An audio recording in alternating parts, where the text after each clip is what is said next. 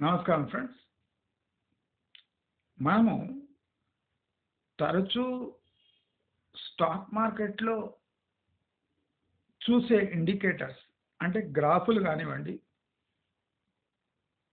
ఈ GDP figures కానివ్వండి, industry figures కానివ్వండి,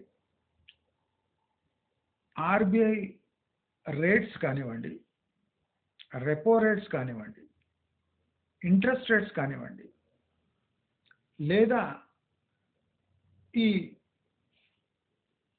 ఇండస్ట్రీ బేస్డ్ అనలిటికల్ ఫిగర్స్ కానివ్వండి, లేదా గ్లోబల్ ట్రేడ్ ఫిగర్స్ కానివ్వండి, ఫిస్కల్ డెఫిసిట్ కానివ్వండి, లేదా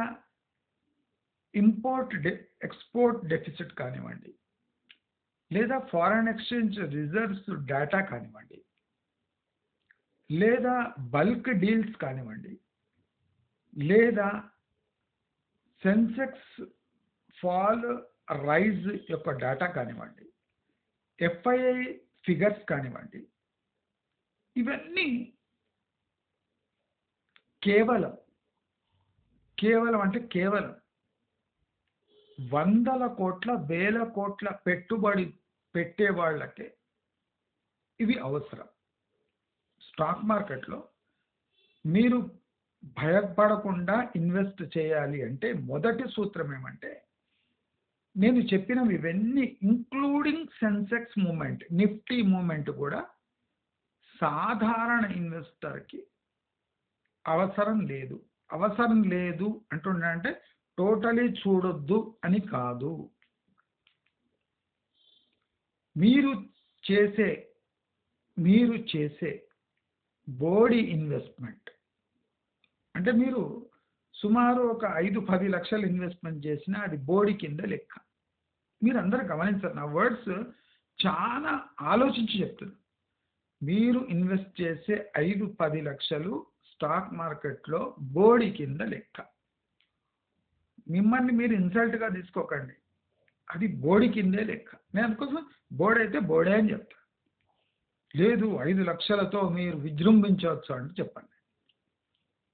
అయితే ఈ గ్రాఫులు, ఈ ఎకనామిక్ ఇండికేటర్స్, ఈ జీడిపి ఫిగర్స్, ఈ ఫారెన్ ఎక్స్చేంజ్ ఫిగర్స్, లేదా ఈ ఇన్ఫ్లేషన్ కానివ్వండి, ఇవన్నీ చాలా పెద్ద మొత్తంలో బల్క్ ఇన్వెస్ట్ చేస్తారు కదా. వాళ్ళు ఏం చేస్తారంటే ఒక్కసారే కొన్ని కంపెనీలలో స్టేక్స్ తీసుకుంటారు, కొన్ని వేల కోట్లు సెక్టర్ వైజ్ అలొకేషన్ చేస్తారు. కొంతమంది పొలిటికల్ రిస్క్ అనలైజ్ చేసి షార్ట్స్ కొడతారు, కొంతమంది జీడిపి బేస్డ్ షార్ట్స్ కొడతారు. అంటే ఇదంతా వేల కోట్లలో జరిగే తంతు ఎక్కడ జరుగుతుంటుందో వాళ్లకు అవసరమైన ఈ క్యాల్కులేషన్స్ ఇవన్నీ. మనలాంటి అరాకొరా ఇన్వెస్టర్స్కి ఇవి ఏమాత్రం సహకరించవు. మరి ఇవన్నీ వేస్ట్ అని అడగచ్చు. కాదు, వేస్ట్ కాదు. అవసరం లేని, ప్రస్తుతానికి ఒక కొత్త ఇన్వెస్టర్కి అవసరం లేని ఇవన్నీ డేటా మనము చూసి చదివి విని అవగాహనలోకి తెచ్చుకొని మరచిపోవాలి. ఇప్పుడు మీరు చూడండి, నేను ఎగ్జాంపుల్ ఇస్తాను. నిన్న ఒక 1000 పాయింట్లు పడ్డది ఇండెక్స్. దీంట్లో స్మాల్ క్యాప్ పెద్ద పార్టిసిపేట్ చేయలేదు, అంటే పడనే లేదు. పడ్డా ఒక అరకొర 2%, 1% పడ్డా. మనం చూస్తే ఇవాళ రేపు సెన్సెక్స్ నియర్లీ 1.5% పడ్డా స్మాల్ క్యాప్స్, మిడ్ క్యాప్స్ కదలవు. స్మాల్ క్యాప్స్, మిడ్ క్యాప్స్ కదలవు అంటే స్మాల్ ఇన్వెస్టర్కి ఏ ధోకా లేదు. ఈ స్మాల్ క్యాప్స్, మిడ్ క్యాప్స్ ఎప్పుడు పడతాయి అంటే ఒక 2-3 సార్లు భారీగా ఇండెక్స్ పడ్డప్పుడు ఈ స్మాల్ క్యాప్స్, మిడ్ క్యాప్స్లో అక్కడ మూమెంట్ స్టార్ట్ అవుతుంది. అప్పుడు స్మాల్ క్యాప్, మిడ్ క్యాప్స్ తీవ్రంగా పడతాయి. అంటే ఇది అనుభవంలోకి రావాలి అంటే మీకు సెన్సెక్స్ అనేది ఎప్పుడు మీరు చూడాలి, నిఫ్టీ అనేది మూమెంట్ ఎప్పుడు చూడాలి అనేది మీకు తెలిసి ఉండాలి. ఇప్పుడు 1000 పాయింట్లు పడంగానే నాగేశ్వర్ వస్తాడు. కుదేలైన స్టాక్ మార్కెట్లు, వేల కోట్ల నష్టం. ఈ వేల కోట్ల లక్షల కోట్ల నష్టం ఎక్కడొచ్చి ఉంటుంది? ఏ గ్రూప్ స్టాక్స్లో వచ్చింటుంది. టోటల్ ఓవరాల్ ఇండెక్స్లో పడుతుంది అంటే వేల కొద్ది కంపెనీలు ఉన్నాక ఒక 0.2% పడ్డా వేల కోట్ల డిఫరెన్స్ వస్తుంది. సో ఈ తెలుగు కామెంటేటర్స్ యొక్క వాగుడు వినకుండా మనం ప్రాక్టికల్గా అసలు గ్రౌండ్లో ఏం జరుగుతుంది. ఇప్పుడు ప్రస్తుతానికి ఒక సెన్సెక్స్ 3000 పాయింట్లు పడ్డా స్మాల్ క్యాప్స్ మిడ్ క్యాప్స్ ఒక 3 నుంచి 1% వరకు పడతాయి. అంటే దాని అర్థం ఏమంటే ఏ గ్రూప్ స్టాక్స్లో సెల్లింగ్ వస్తుంది అని అర్థం. అంటే మనము కొత్తగా ఎంటర్ అయినప్పుడు ప్యానిక్ కావద్దు. అంటే మనం గ్రాఫ్ చూసి కూడా దాని వెనుక మర్మం గుర్తుపట్టాలి. ఒక ఇండెక్స్ 3% పడ్డా స్టాక్స్లో చలనం లేదు అంటే ఆ స్టాక్స్ సంబంధం లేని స్టాక్స్ పడుతున్నాయి అని అర్థం. ఓసారి ఏమవుతుంది, మిడ్ క్యాప్స్ స్మాల్ క్యాప్స్ తీవ్రంగా పడి ఇండెక్స్ కొద్దిగా మూవ్ అయ్యి ఏ గ్రూప్ స్టాక్స్ పెరుగుతూ ఉంటాయి. అంటే స్మాల్ క్యాప్స్ మిడ్ క్యాప్స్ పడ్డప్పుడు ఏ గ్రూప్ స్టాక్స్ పెరుగుతున్నాయి అంటే స్మాల్ క్యాప్ మిడ్ క్యాప్లో అమ్మి జనాలు ఏ గ్రూప్లో ఇన్వెస్ట్ చేస్తున్నారు అని అర్థం. అంటే గ్రాఫులు చూసి ఇండెక్స్లు చూసి నేర్చుకోవాలి అంటే దానికి టైం పడుతుంది. ఇప్పుడు చూడండి, పరస్పర విరుద్ధం. స్మాల్ క్యాప్ మిడ్ క్యాప్ పడుతున్నాయి, ఏ గ్రూప్ స్టాక్స్ బలపడుతున్నాయి అంటే స్మాల్ క్యాప్ మిడ్ క్యాప్స్లో రిస్క్ తక్కువ చేసుకుంటూ ఏ గ్రూప్ స్టాక్స్లో జనాలు ఇన్వెస్ట్ చేస్తున్నారు అని దీని మర్మము.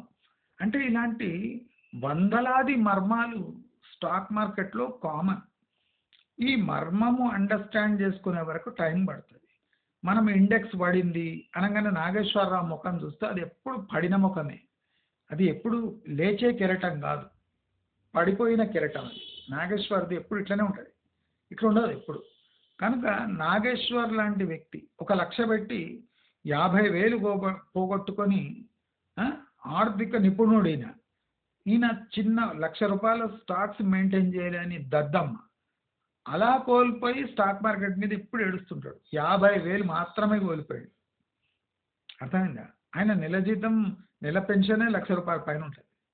అలాంటి వ్యక్తి ఒక 50,000 ఎప్పుడో కోల్పోయి 9 ఏళ్ల క్రితం ఇక స్టాక్ మార్కెట్పై కసి పెంచుకొని ఏడుస్తూ ఉన్నాడు. అంటే మీరు ఆ వ్యక్తిని ఫాలో కావటం అనవసరం. నేనేమంటా, స్టాక్ మార్కెట్లో వీడియోస్ చేసి రిలీజ్ చేసే వాళ్ళని కూడా నమ్మకండి. ఆ గ్రాఫులు ఇండెక్స్లు నేను చెప్తున్నా కదా, నేను ప్రాక్టికల్ చెప్తున్నా. ఈ గ్రాఫులు ఇండెక్స్లు ఎప్పటి వరకు చూడాలి, దేనికి చూడాలి, ఎంతవరకు చూడాలి అనేది చాలా ముఖ్యం. ఇప్పుడు చాలామంది అవే చూస్తారు. ఆ గ్రాఫ్ ఇట్లా ఇట్లా ఇట్లా మూవ్ అవుతుంది. ఆ మూమెంట్కు మీ తీసుకున్న స్టాక్స్కి ఏమైనా సంబంధం ఉందా?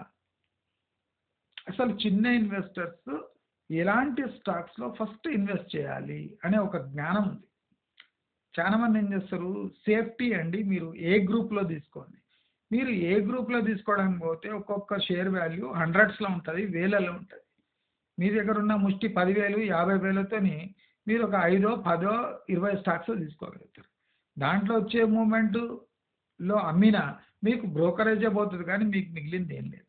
అంటే చాలామందికి సేఫ్టీ సేఫ్టీ సేఫ్టీ అని చెప్పి చాలామంది ఇన్వెస్టర్స్ని ఏ గ్రూప్ స్టాక్స్లో ఇరికిచ్చి అది ఎన్నేళ్ళైనా వాళ్ళకు అరాకొరా రిటర్న్స్ తప్ప బ్యాంక్ రిటర్న్స్ కూడా రాని పరిస్థితిలో ఉండి కొనాకు స్టాక్ మార్కెట్లో డబ్బు లేదు, రిస్క్ ఎక్కువ ఉంది అని చెప్పి చాలామంది పక్కకు వైదొలిగితే అప్పుడు మార్వాడోళ్ళు వీళ్ళంతా దాని అడ్వాంటేజ్ తీసుకొని వేల కోట్లు సంపాదించి వాళ్ళు అభివృద్ధిలోకి వస్తున్నారు. కానీ సామాన్య మధ్యతరగతి జనాలు భయపడి అసలు ఏ స్టాక్స్లో కొత్త ఇన్వెస్టర్స్ ఏ గ్రూప్ స్టాక్స్లో ఇన్వెస్ట్ చేయొద్దు.